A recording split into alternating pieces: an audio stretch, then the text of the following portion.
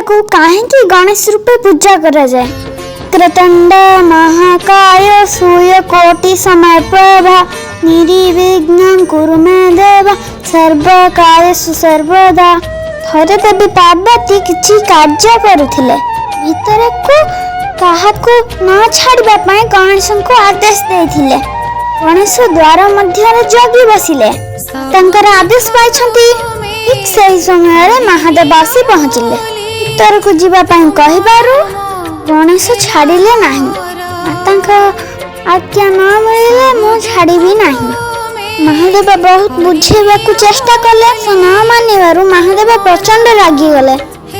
देवादिदेव रागी जिबारु आरंभ हो गला घमाघट लड़ाई। गणेश और महादेव मध्य युद्ध लगिबारु केही काठारु कम नुहंती। एमिति युद्ध लागिबा मध्य महादेव गणेश मस्तक काटिदेले। ता पार्वती यह देखि प्रचंड रागी गले।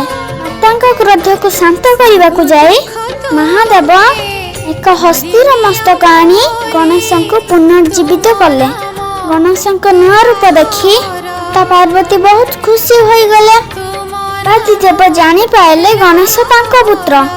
गणेश एपरी रूप देखी महादेव भी खुशी हो गले। गणेश मस्तक जोठी जाए पड़ीथिला से तो मिल नथिला।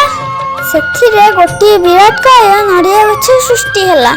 महादेव आशीर्वाद रु या को आम गणेश रूप रे पूजा करू।